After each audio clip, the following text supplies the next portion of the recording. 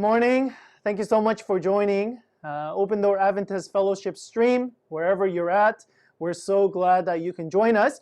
We're going to get our worship kick-started by singing a couple of songs together, and afterwards we actually have special music, so hey, you don't want to miss that. Afterwards, we're going to talk about Jesus and how he talked to people who are in anxiety and fear, and something that we can get out from that. And so I know that you're looking forward to that. Hey, kick back and relax, and let's sing some songs together.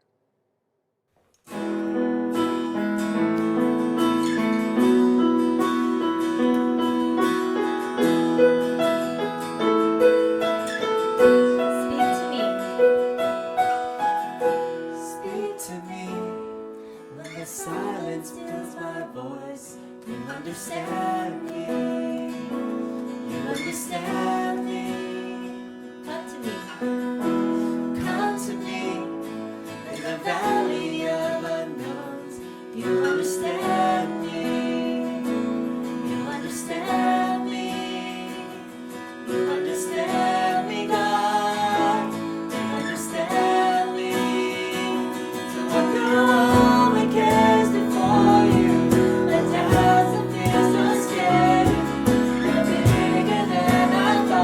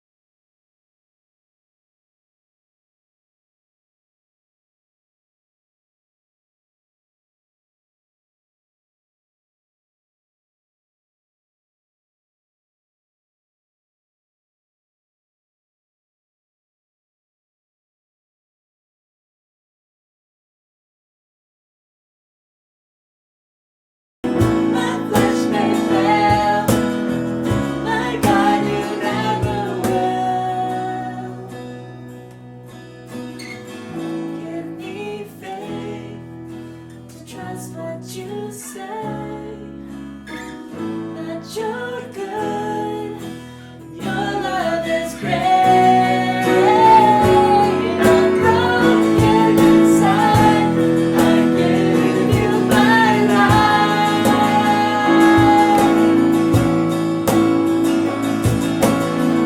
I may be weak. Your spirit strong in me. My flesh may fail. My God, you never will. I may be weak. Your spirit strong in me. My flesh may fail. My God, you never will.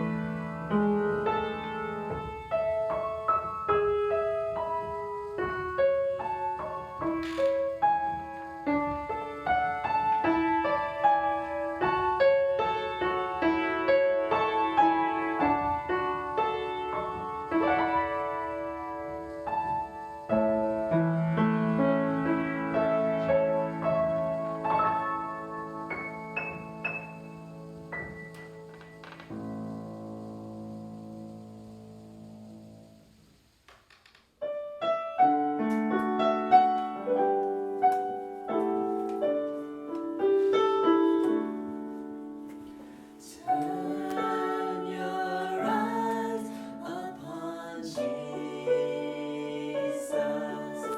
Look full in His wonderful face, and the things of earth will grow strangely dim in the light of His glory and grace. Hey, welcome back. Thank you so much, praise team, for the wonderful music. I know that they've been practicing a lot, and so thank you so much for that. And also for Spencer, that was great, wasn't it? By the way, we want to include more of you guys into our worship service, even though you guys are far away. Hey, there's different ways to get you guys involved. So hey, if there's special music, if there's like a testimony, something that God has been telling you through this difficult time, or if there's even if you want to do like children's story, please talk to Eunice. She's our worship coordinator, or please talk to me. We would love to get you more involved as well with that. Hey guys, I know that the situation right now, it's just been getting crazier and crazier. I saw the news today saying that in America, the coronavirus cases confirmed has become #1 in the world. We're hoping that this is kind of the worst of it, and we're hoping that it's going to get better from now on. But again, we don't know that, and so let me first ask you a question. From a scale of 1 to 10, how anxious are you? How worried are you? How fearful are you? How stressed are you about this whole situation? For me, at least, I feel like, in the beginning, I was like, this is not a big deal. But again, I'm seeing more news and more things, and definitely, I feel like my anxiety and stress, it's been getting higher and higher and higher. But this is the reason why we started this series, is because we felt like, people are in fear, and there's a lot of crazy things going on, and we don't know if this is going to get better. And yet, the Bible gives us such a wonderful resource for us to actually deal with fear and anxiety. Jesus talks about worry and fear a lot within the Bible, and it tells us what to do with it. And so, it would be crazy for us not to tap into our resources. We're going to see that Jesus addresses people who, in many ways, maybe are not in the same situation as us, but people who are in fear and people who are anxious. And so I'm going to read actually the whole Bible text for us. It comes from Matthew chapter 6. And Jesus is speaking from verse 25 through 34. Therefore I tell you, do not worry about your life, what you will eat or drink, or about your body, what you will wear. Is not life more than food, and the body more than clothes? Look at the birds of the air. They do not sow or reap or stow away in barns, and yet your heavenly Father feeds them. Are you not much more valuable than they? Can any of you, by worrying, add a single hour to your life? And why do you worry about clothes?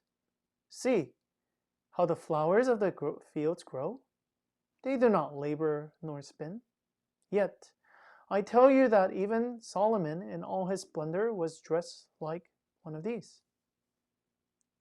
If that is how God clothes the grass of the field, which is here today and tomorrow is thrown into fire, will he not much more clothe you, you of little faith?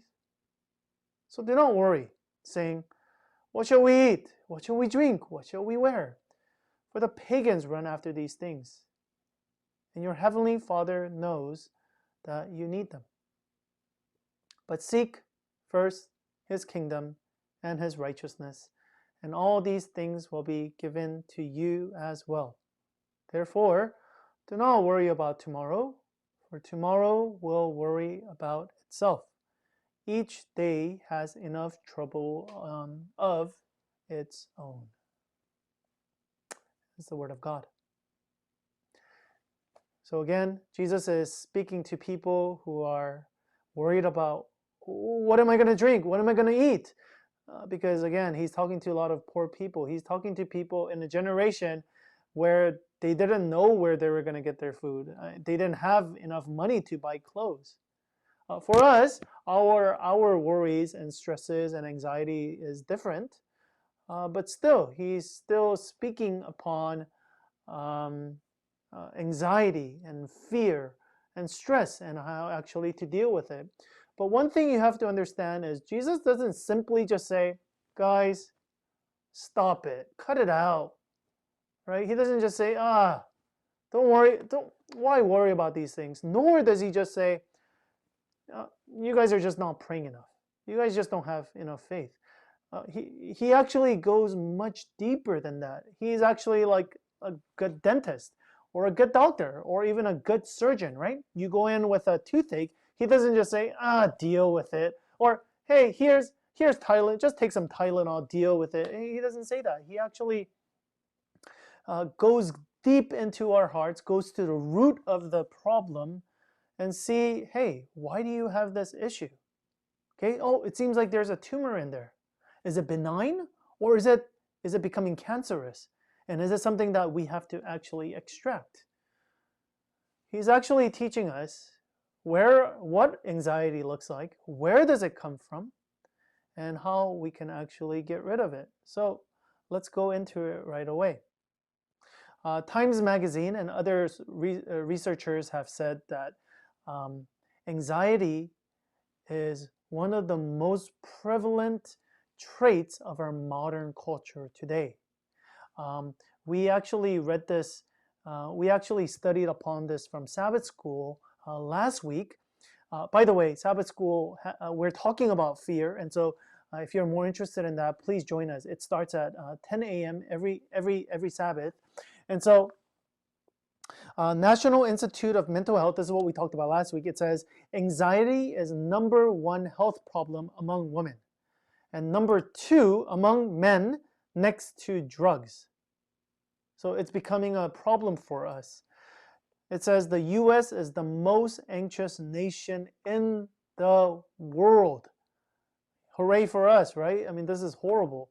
The Bible study was talking about how people in third world countries, they're doing much better than us with anxiety. They're much happier than us. But the interesting thing is when they come to America, they actually become just as anxious as Americans. So it is part of our culture.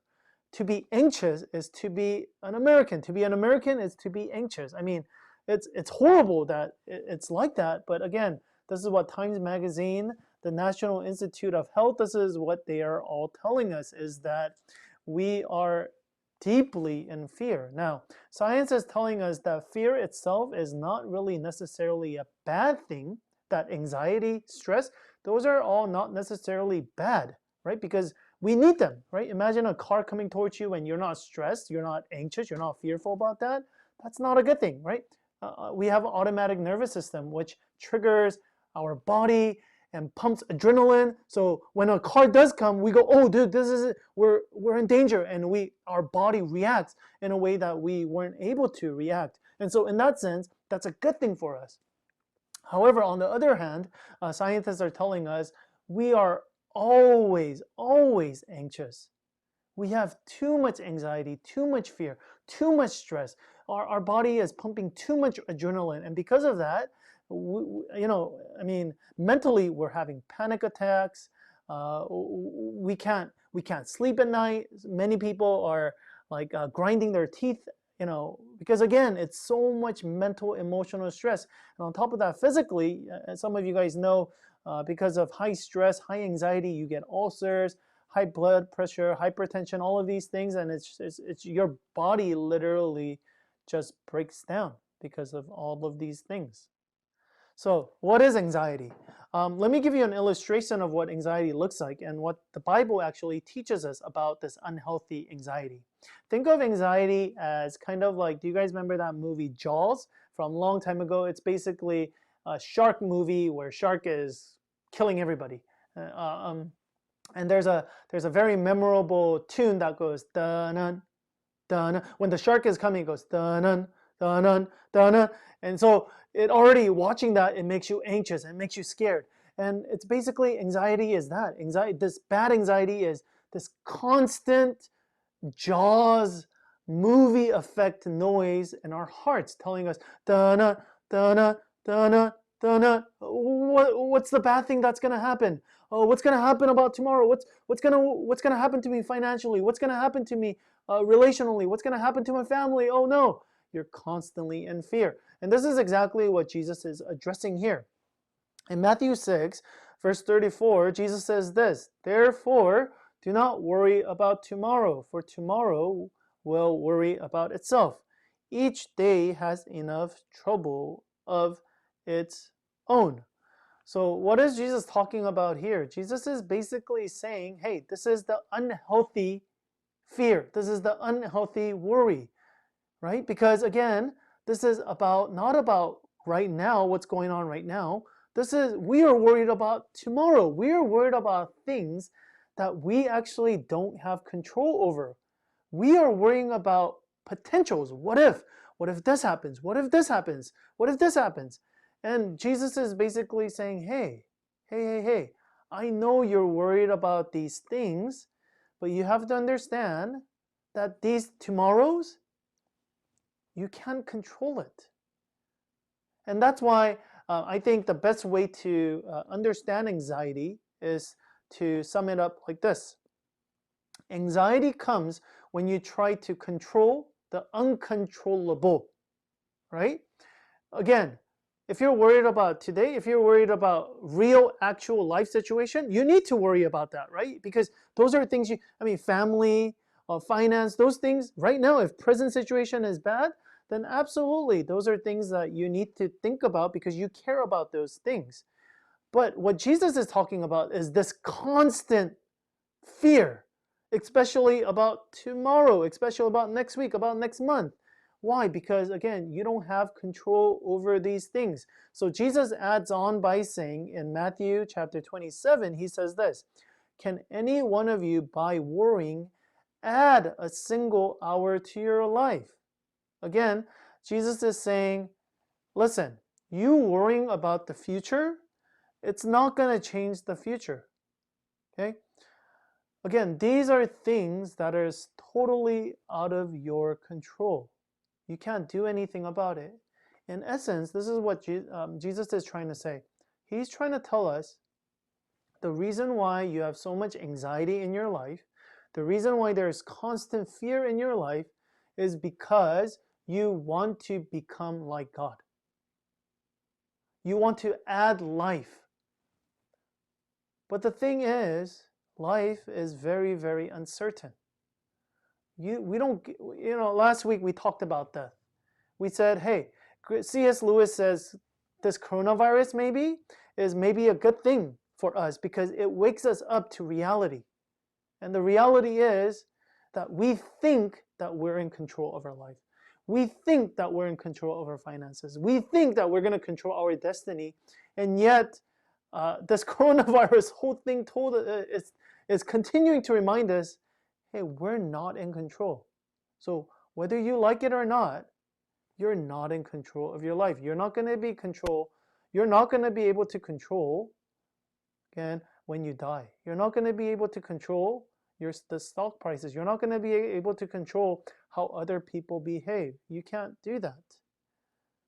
And so Jesus is saying, don't worry about these things. Anxiety is coming.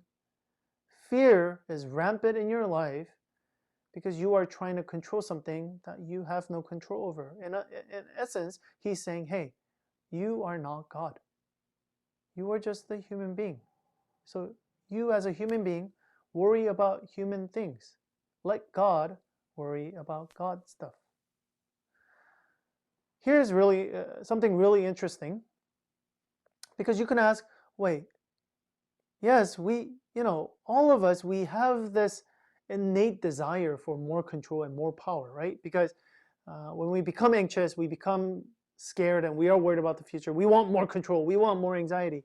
And Jesus is saying, no, these are not good things for you. And yet, deep down in our hearts, we have that. We have a desire for control. We have a desire for power. Where does it come from? Well, Pascal, he's a Christian philosopher. He actually gives us a hint into that. And I think this is really interesting. The greatness of man is so evident that it is even proved by his wretchedness. For who is unhappy at not being a king, except a disposed king? So what is Pascal telling us? Pascal is telling us the reason why we have this need for control, the reason why we have this need for power, is because we once had power and we once had control, like a king. Okay, think about this. Imagine there's a king and he's in control of his castle, but he has a steward, he has a manager, right? He's still a slave, the manager or the steward is still a slave, right? but he's a slave with authority and power and control. Now, when he comes in front of a king, he's a slave. But when he's in front of other people, he has authority, he has power. And the Bible tells us the same exact thing. When God created us as human beings, he gave us power over this world. He gave us power over animals to exercise with love and dominion, right? He gave us these powers. And so because of that, deep down inside, we have this longing for control and power as well, because that's how God created us. But the problem is, Adam and Eve, they were not satisfied controlling just this world. They actually wanted to say, whoa, whoa, whoa, we're not okay with having a king over us. We actually want to become the king. We want to have the control of all of the castle. And because of that, because they actually wanted more control, they actually lose control over their lives, because that's not how they were made. They were trying to become like God, but because by doing that, they became less human. And by becoming less human, there's a lot more anxiety and fear and stress in their life.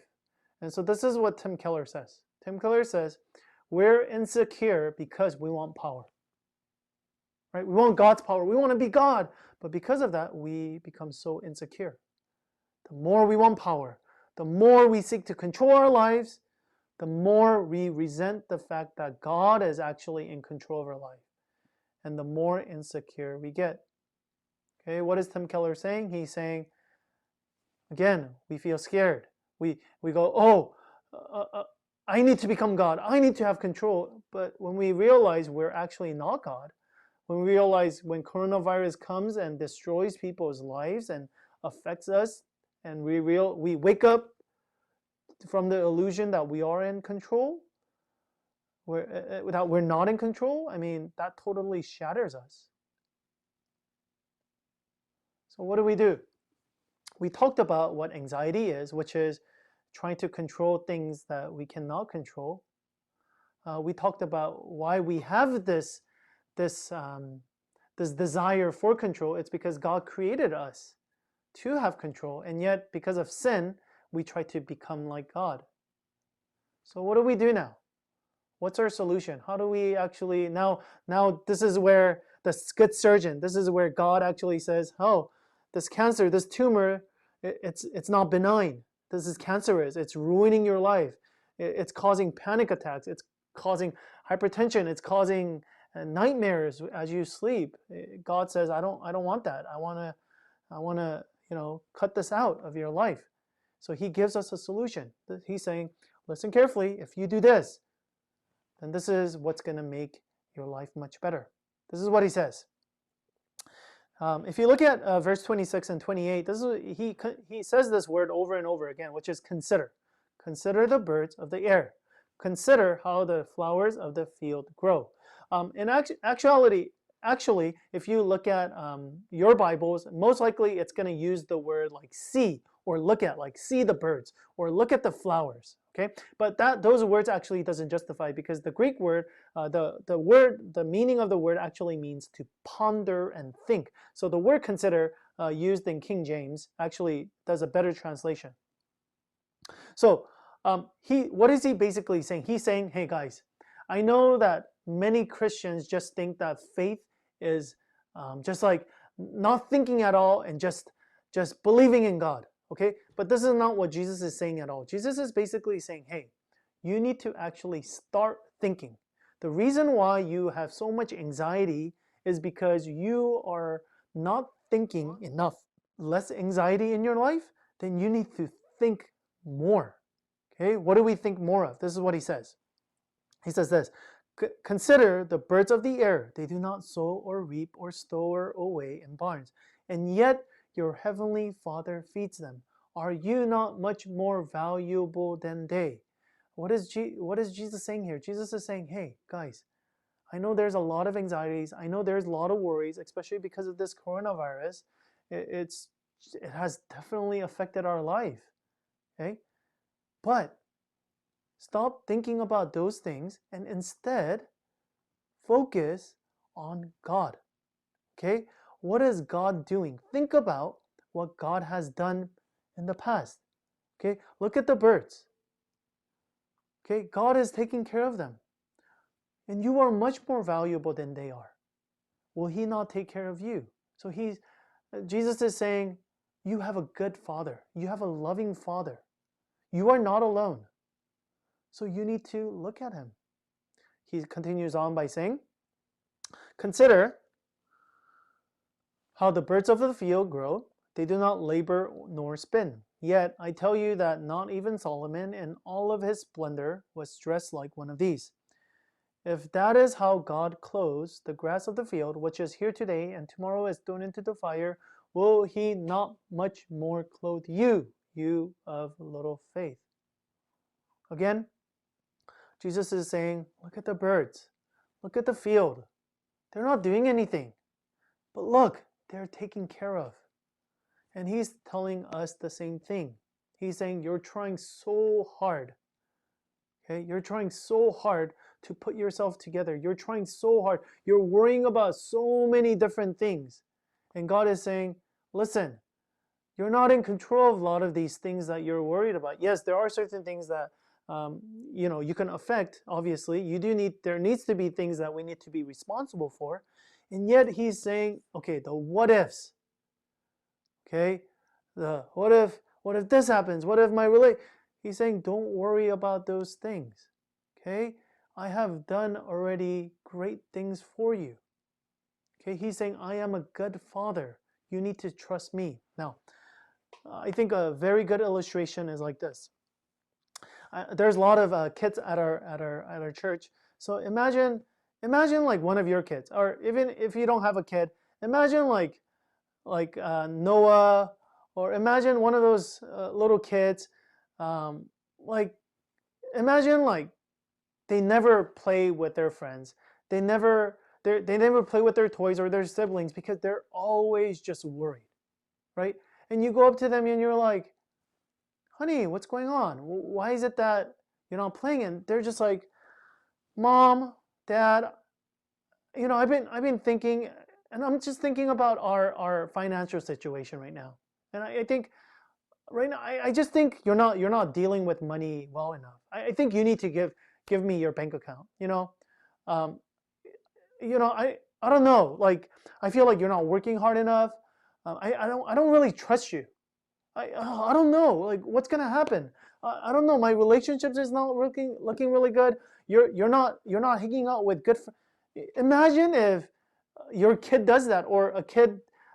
Just imagine a kid who is doing that. I mean, that would break your heart as a parent. Why? Because you see that they don't trust you. They don't trust in your ability. They don't see that you're a good parent, that you care about them, and that you love them. And this is exactly what Jesus is saying. Jesus is saying, hey, in other words, He's saying, don't be like the pagans who don't believe in a good God. They believe in a bad God. Or don't be, in our terms, I guess it would be like, don't be like those skeptics who don't believe there is a God. There isn't a God. Don't act like them. For them, they need to worry. Why? Because there is no future. There is nothing else to hope for. But you believe that there is a loving God. So what is Jesus saying? He's saying, think about these things. Okay.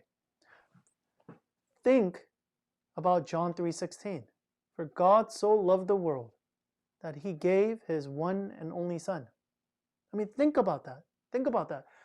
God, He loves you so much, He emptied His greatest treasure. And He has come down, He has sent His Son to die for us, instead of us. And you're saying, but God, I don't know.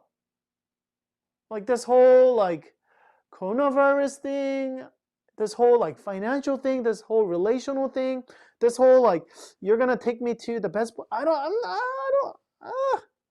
know about that. And Jesus is saying, no, it's again, you're not thinking.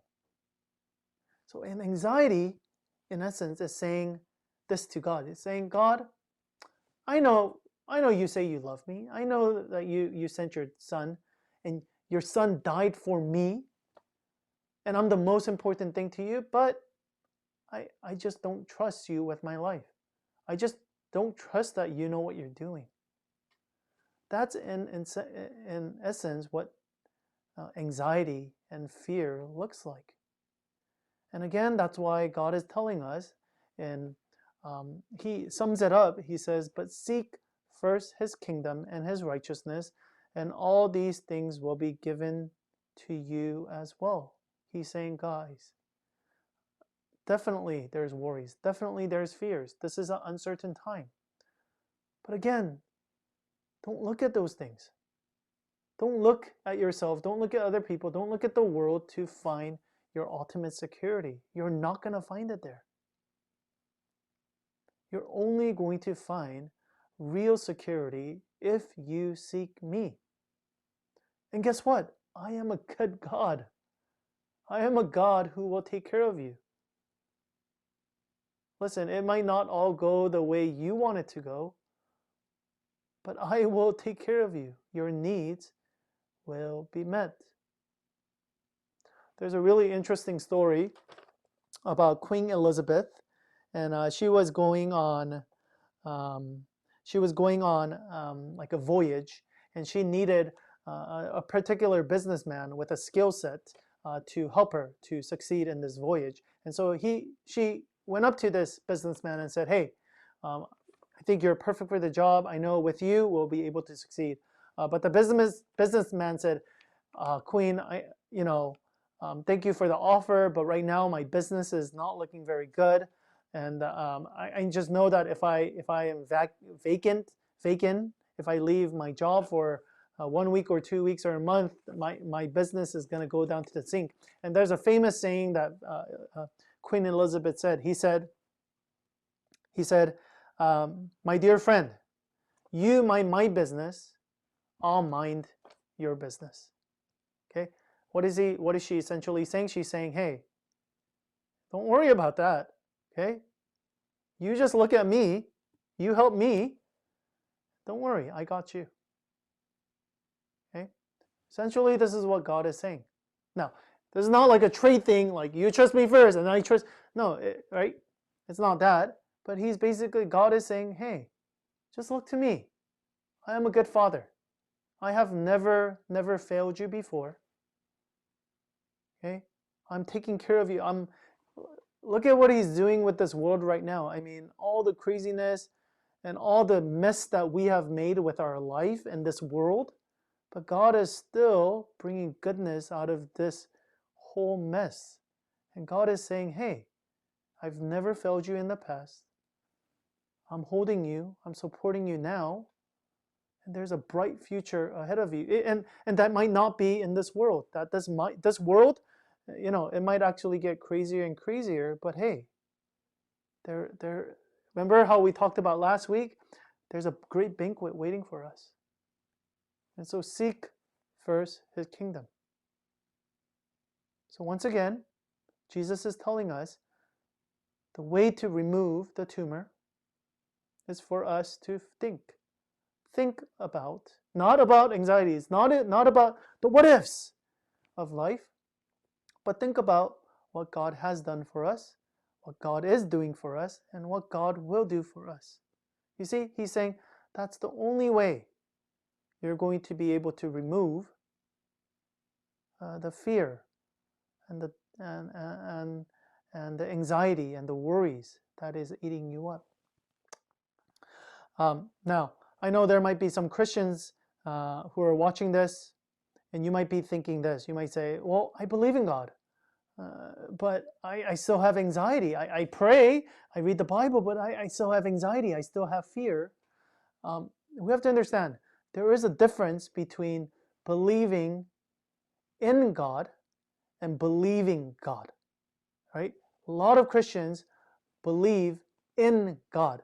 They believe in the existence of God. They'll easily say, yeah, I believe that God exists. I believe that God came down to die for me, and because of that, my sins are atoned for. Christians will say that. But, right, Jesus is not calling us right now to just say, yeah, I believe God exists. No, what he's asking us to do is to believe God. He's asking us to trust God. That God is a good God.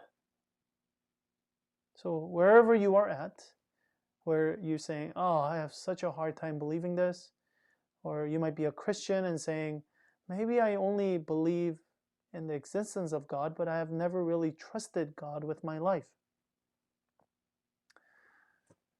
God has given us the greatest proof of his love for us.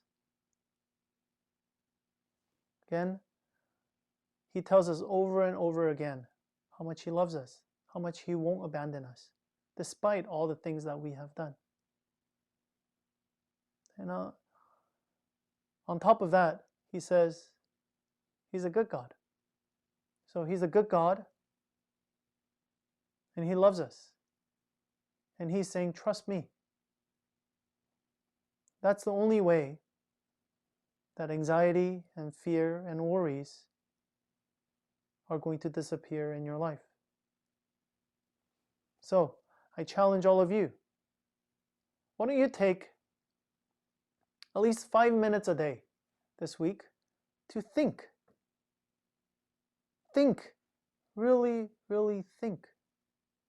Consider the birds. Consider the field. Consider God who sends his Son to die for us. Let's go into time of reflection.